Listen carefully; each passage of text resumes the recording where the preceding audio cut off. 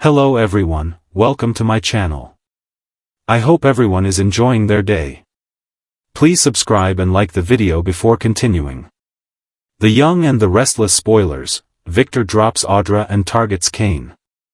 The Young and the Restless spoilers reveals when Kyle, Michael Mealer, exposed Audra's, Zuleika Silver, plan to seduce him. Victor, Eric Braeden, wasn't happy with her. Get updates on the latest news about the Young and the Restless, straight to your inbox. We use your personal data for interest-based advertising, as outlined in our privacy notice. What is this? Victor fired Audra and destroyed her future. Audra's firing is the beginning of a new plan to shake things up in Genoa City. Audra Charles made a big mistake. Audra thought she had everything figured out when she agreed to work with Victor to seduce Kyle. She couldn't be more wrong because Kyle didn't betray Claire, Haley Aaron, the way Victor thought he would. Victor was going to fund her company if she succeeded with the plan. Audra didn't count on Kyle outsmarting her. As Y&R fans know, Kyle pretended to go along with her plan until he exposed her. Kyle confronted Victor about his plan to destroy his relationship with Claire. Victor was upset that Kyle found out about the plan and fired Audra. He plans to destroy Audra's career. Audra lost everything and wants to make Victor pay. She threatened Kyle for ruining her chance at a new career. Audra declared war on the Abbott heir. Victor Newman has someone new in his sight. Victor believed he was finished with getting revenge, but he was wrong. The Newman patriarch plans to target someone new. He's going after a bigger threat than Audra. Victor wants to target Kane, Billy Flynn. Kane's goal has been to reunite with his ex-wife Lily, Crystal Khalil. What is this? He would destroy anyone who got in his way of getting her back. HI's goal was to take over Genoa City. Unfortunately, he has met his match with the legendary Victor Newman. Victor is willing to do anything to keep Kane from taking over his business. He's willing to use Lily to get to Kane. HI's plan is to use Lily's grief to make her turn against Kane. Victor wants to manipulate Lily's feelings to make her hate Kane.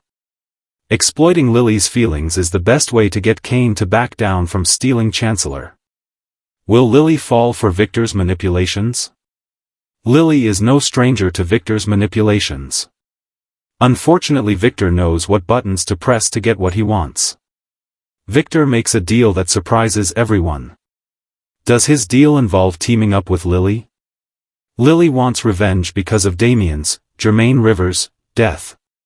She believes that Kane is responsible for Damien's death and wants to make him pay, even if it means making a deal with the devil. Kane wouldn't suspect that Victor and Lily would team up to destroy him. The mustache would be willing to offer Lily anything she wanted in exchange for her help in destroying Kane. Will he offer her control of Chancellor to get Lily to betray Kane? Victor could go in a different direction. He might ask Jack, Peter Bergman, to help him target Kane. What is this? Everyone knows that Victor and Jack hate each other, but they want to stop Kane from taking over Genoa City. Another theory is that Victor may betray Kane and Jack. He might be setting up one man to betray the other. If Victor chooses this plan, he would gain more power. Fans will have to wait and see what plan Victor chooses. Watch your favorite CBS soap daily and check out this site often for the best Young and the Restless spoilers, news, and updates. The Young and the Restless spoilers, Victor drops Audra and targets Kane. Genoa City is no stranger to power plays, secret agendas, and shocking shifts in loyalty, but nothing compares to what's about to unfold. The great Victor Newman is once again changing the game, and this time his target isn't the usual corporate rival or disgruntled family member. Audra Charles, long believed to be a key ally in his latest schemes, is being cast aside, and taking her place in the line of fire is none other than Kane Ashby. The ruthless shift could shake the foundation of Newman Enterprises, Chancellor Winters, and the very balance of power in the city. It all begins with Victor's growing suspicions. Despite his public support for Audra's meteoric rise in the business world, behind closed doors he has always kept her at arm's length. Her ruthless ambition, flirtation with chaos, and growing entanglement with Kyle Abbott had begun to raise too many red flags. When Victor discovered that Audra had been playing both sides, colluding with Kyle behind his back and secretly aligning herself with external investors in a bid to grab more control, his patience snapped. Victor Newman has always known when to cut the cord. And when he did it swiftly and mercilessly. Audra, blindsided by Victor's icy detachment, tried desperately to regain his trust. But the mogul was done. In private meetings, he began laying the groundwork for a new strategy, one that didn't include Audra at all. Her influence within the Newman corporate structure began to dwindle. Projects she had championed were stalled.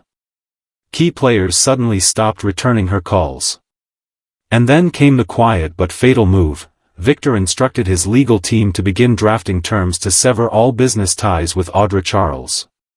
She was out. But Victor wasn't just cleaning house. He was paving the way for a new move, one that would catch the entire town off guard. Enter Kane Ashby. For months, Kane had been keeping a low profile, rebuilding his life after a series of personal and professional setbacks. He'd mostly been operating in Australia and London, trying to restore his credibility after the Chancellor Industries debacle. But unbeknownst to most of Genoa City, Kane had been quietly reaching out to investors, seeking a comeback. When Victor caught wind of this, instead of crushing him, he became intrigued. Kane's blend of grit, desperation, and corporate experience made him the perfect pawn, or partner. Victor summoned Kane to his private office for a clandestine meeting, the details of which would remain hidden for days. What is known, however, is that the meeting ran late into the night.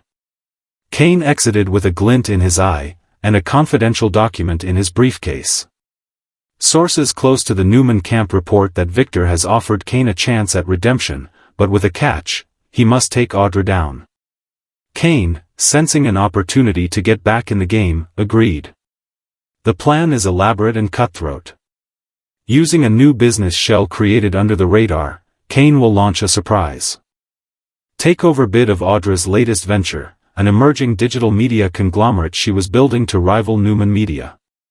What Audra doesn't know is that her top engineers have already been lured away, and her funding is about to be revoked, thanks to Victor pulling strings behind the scenes. Audra, of course, is no fool. She begins to sense something is amiss. Her instincts sharpen as her calls to London go unanswered, her developers grow distant, and her newest launch is delayed due to technical difficulties. When she confronts one of her longtime allies and gets the cold shoulder, her worst fears are confirmed: someone is sabotaging her.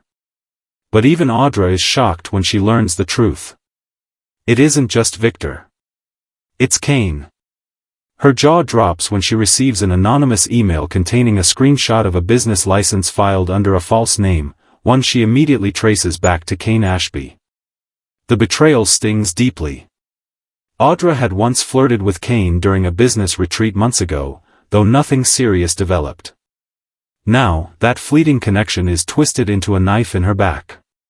Fueled by rage, Audra vows to fight back, triggering a scorched earth war between the two. Victor, meanwhile, sits back and watches the fireworks with amusement.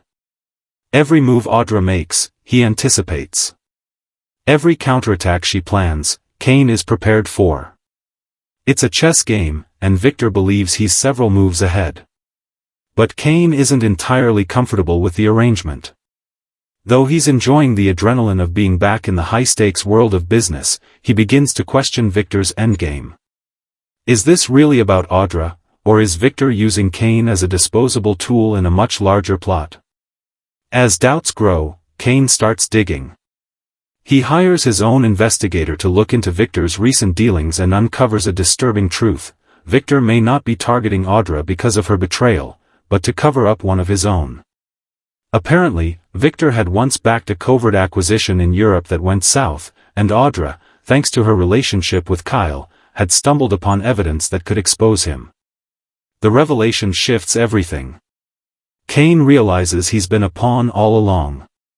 Worse, if Victor suspects Kane knows too much, he'll be next. So Kane pivots.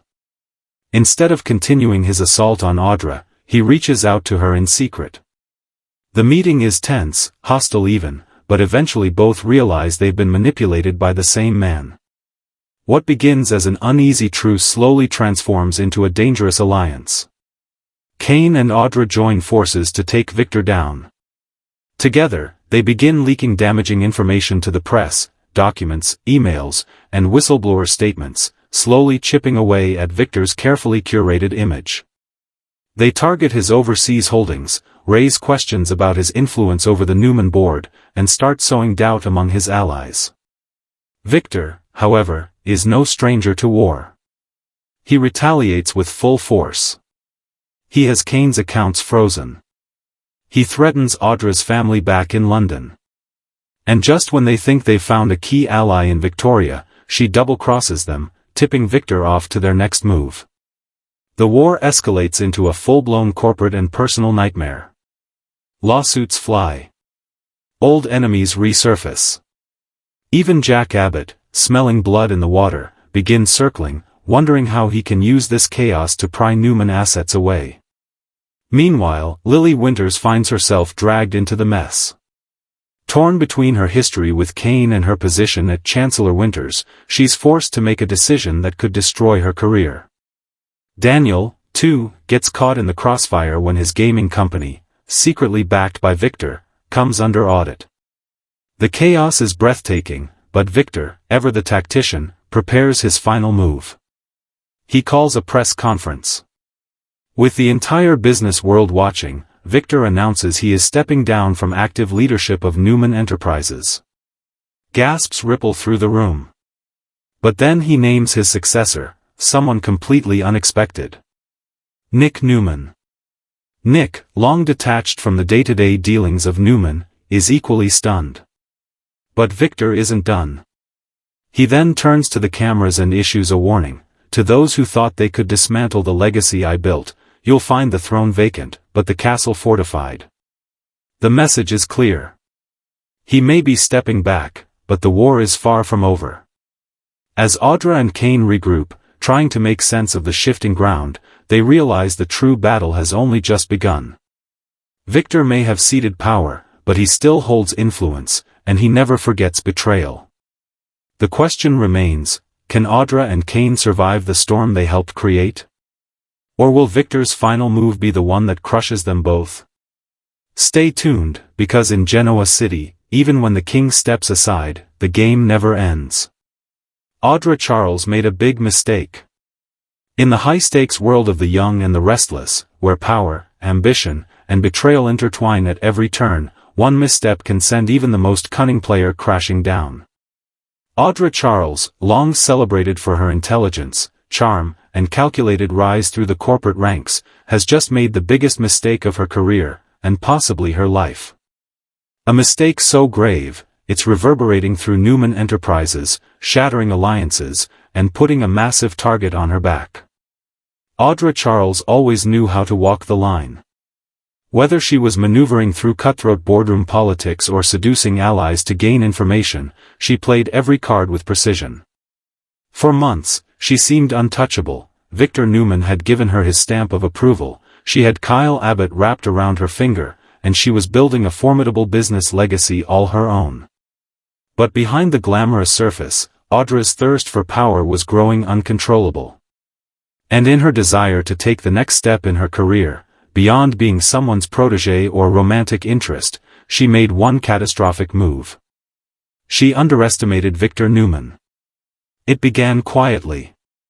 A series of encrypted emails. Late-night phone calls with investors. A secret plan to consolidate Newman Media and rebrand it under her sole control. Audra thought she was being clever, subtle even. She tapped into international resources, leveraged Kyle's connections within the Abbott network, and set into motion a coup meant to elevate her to the top of Genoa City's business elite. Her vision was bold, an independent media empire that could rival not just Newman Enterprises, but the entire Midwest media landscape. But the problem wasn't just her ambition, it was who she aligned herself with to achieve it. In a move that now looks more like hubris than strategy, Audra partnered with a shady investor group operating under a false corporate identity, Phoenix Global Holdings. She was led to believe they were just aggressive capitalists, interested in innovation and market disruption. What she didn't know was that Phoenix Global had ties to corporate espionage, foreign blackmail schemes, and an ongoing investigation involving federal authorities. Worse, they had a long-standing grudge against Victor Newman. And they were using Audra to wage war against him from within. The moment Victor got wind of Audra's dealings with Phoenix Global, he didn't confront her directly. That wasn't his style. Instead, he had her movements tracked, her emails monitored, and her meetings shadowed. He watched as she plotted her rise, biding his time, waiting for her to step 1 inch too far. And then she did.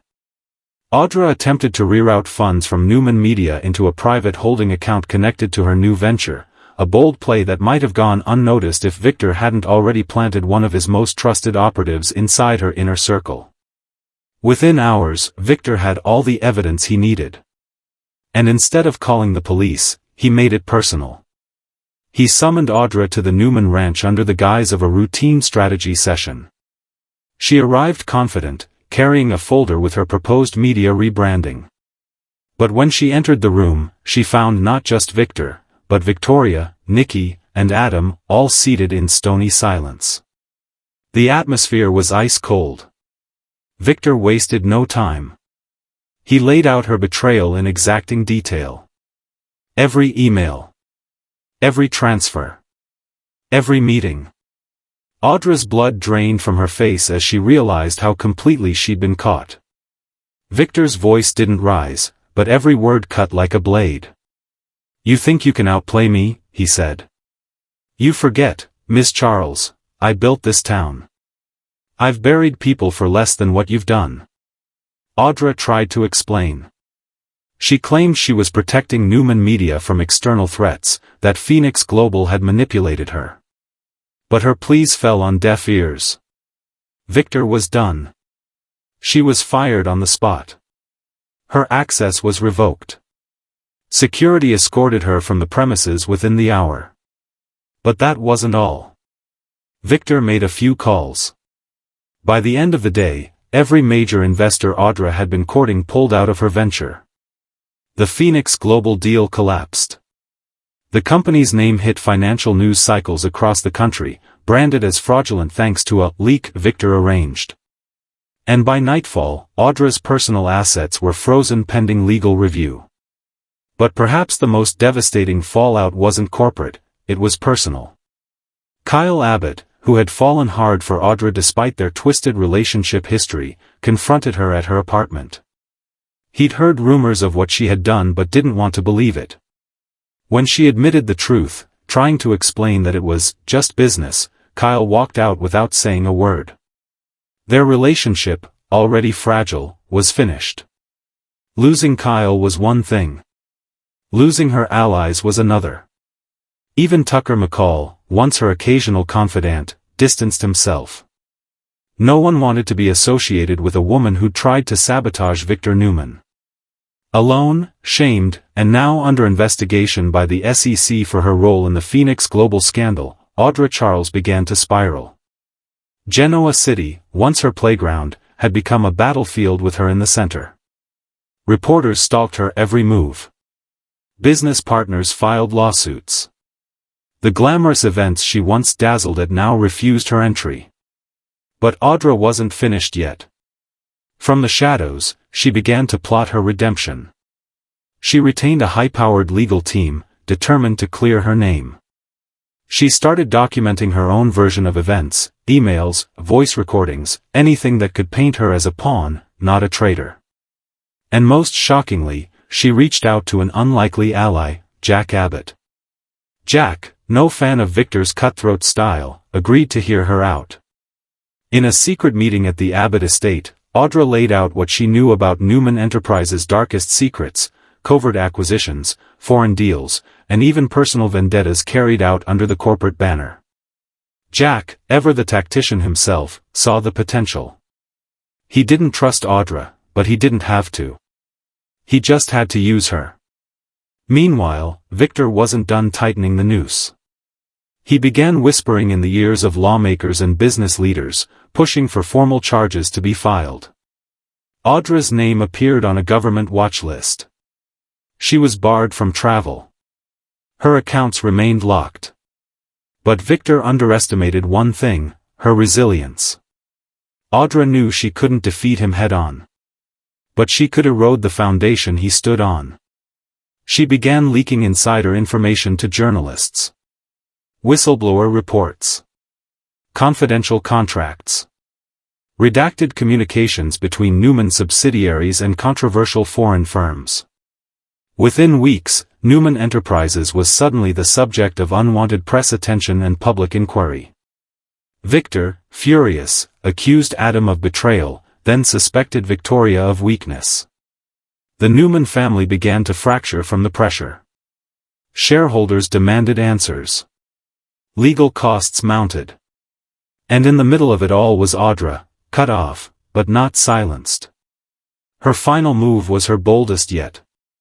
At a charity gala hosted by the Winters family, Audra made an uninvited appearance. Dressed impeccably and smiling like nothing had happened, she took the microphone during the silent auction and addressed the room. "I made a mistake," she said. "A big one. But I'm not the only one in this town who has. Maybe it's time Genoa City starts asking who's really behind the curtains pulling the strings, and who they're stepping on to stay in power." The room fell into stunned silence. The press had a field day. Victor's PR team scrambled.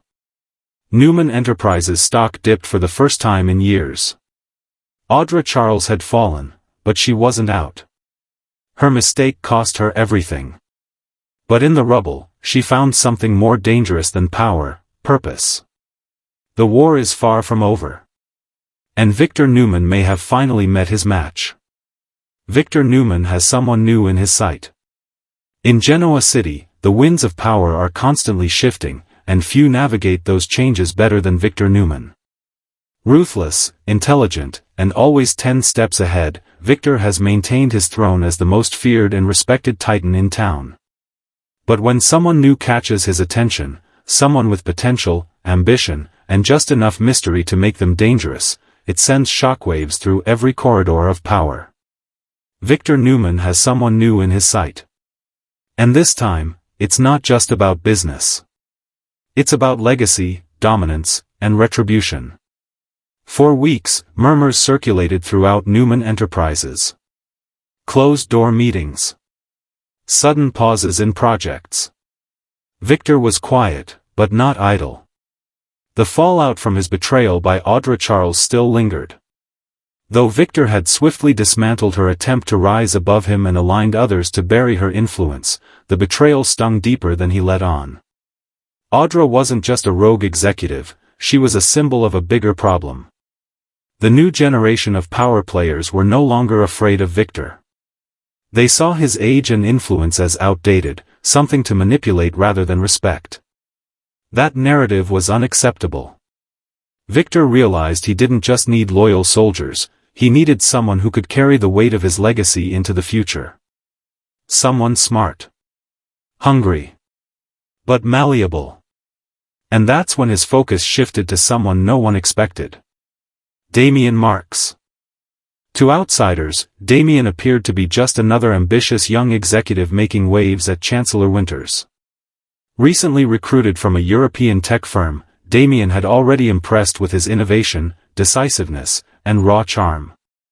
But what few knew was that Damien had a past intricately tied to the underworld of corporate espionage, and Victor had quietly investigated him for weeks. What he discovered made him intrigued, even impressed.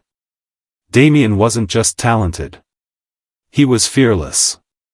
He'd taken down an entire venture capital firm in Berlin after exposing their illegal crypto mining operation. He'd walked away from a billion-dollar contract when it threatened the integrity of a project he led. And he did it all while managing to stay out of the tabloids and public scrutiny. To Victor, that showed not only tactical brilliance, but control. The very trait needed to build an empire, and to protect one. The first meeting between Victor and Damien happened by coincidence at Society. Damien had no idea it had been carefully orchestrated through Nikki's subtle persuasion of Abby. What was intended as a casual lunch turned into a long conversation about strategy, loyalty, and legacy. Victor was guarded, of course, but every word was a test. Damien passed with flying colors. Victor was so impressed that he invited Damien to the ranch the following week. Over scotch and cigars, Victor made an offer, not a job, but a mentorship.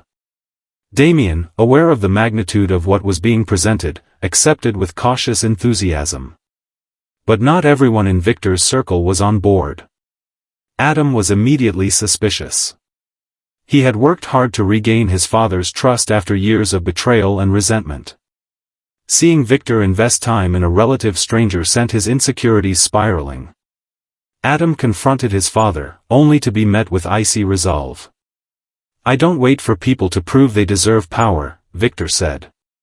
"I give it to those I believe won't squander it." Meanwhile, Victoria, already weary from her own recent corporate battles and personal heartbreak, began investigating Damien's background herself. She didn't trust him. And when she learned that Damien had briefly dated a woman involved in the Phoenix Global scandal that nearly destroyed Newman Enterprises, alarm bells rang louder. Victor dismissed her concerns, but Victoria wasn't the only one digging. Nate Hastings, now fully entrenched in Newman Media and recovering from his own power mishaps, saw Damien as a threat. He reached out to Elena, who still had contacts in Europe, and what she uncovered added fuel to the fire. Damien's departure from his former company hadn't been as clean as he claimed. There were whispers of coercion, internal sabotage, and a mysterious missing co-founder, one who hadn't been seen since Damien's exit. The implications were dangerous. Victor was presented with the evidence. Instead of backing off, he smiled. "He's ruthless," Victor said. "And that's exactly what I need." The declaration sent ripples through Newman Enterprises. For the first time in years, someone outside the family was being groomed for something major. Some speculated Victor planned to build a new media arm with Damien at the helm. Others feared he might try to sideline Adam or even replace Victoria in time. The board grew nervous. Shareholders demanded answers. Victor remained silent. But Damien's shadow grew longer. Then came the twist no one expected. Damien began seeing Summer Newman. What started as a business meeting over fashion marketing initiatives quickly turned into flirty coffee dates and late-night strategy calls. Summer, recently divorced and finding her own way again, was drawn to Damien's intellect and independence. She didn't care about his past, only his potential. But when Victor discovered the romance, he didn't react with disapproval. In fact, he encouraged it. "He's strong," Victor told Nikki. "And Summer needs a partner who can challenge her." But Nick Newman didn't agree. When he confronted Damien at Crimson Lights and warned him to stay away from his daughter, Damien refused to back down. The confrontation turned ugly, with Damien coldly informing Nick that Summer was an adult who made her own choices, and that he had no intention of disappearing. The war lines were being drawn. Kyle Abbott, already reeling from his split with Audra, found himself caught in the emotional crossfire. Though he'd tried to move on, seeing Summer with someone new, especially someone Victor favored, pushed him toward the edge. In a fit of jealousy, Kyle arranged for a background check on Damien. What he found sent him racing to Victor. But Victor already knew. Damien had confessed to Victor weeks earlier about the scandal in Berlin, the missing co-founder, and the legal threats. He explained his version of events, how he was framed, how he walked away to avoid further conflict. Victor didn't just believe him, he respected the strategic silence. It reminded him of himself in his younger days. But here's where it all explodes. Damien is not who he claims to be. A rogue investigator from Europe appears in Genoa City, warning Nikki that Damien has an entirely separate identity, one that ties him to a black market data theft ring responsible for exposing powerful European billionaires. And the missing co-founder from Berlin? She was Damien's sister. And she isn't missing. She's in hiding, and she's terrified, for Damien's next target might be Newman itself. The bombshell rocks everything. Victor confronts Damien in a private meeting, laying out the evidence. For the first time, Damien doesn't charm his way out. He looks Victor in the eyes and says, "You're not the only one who knows how to build an empire from nothing." Then he walks out. Victor is left staring into the fire, realizing that he didn't find his successor, he may have found his destroyer. With the Newmans divided, Summer caught in the middle, and Damien now emerging as a powerful force operating outside Victor's control, the fate of Newman Enterprises, and perhaps Genoa City itself, hangs in the balance. One thing is certain, Victor Newman has someone new in his sight. And whether that sight leads to mentorship, war, or mutual destruction, only time will tell.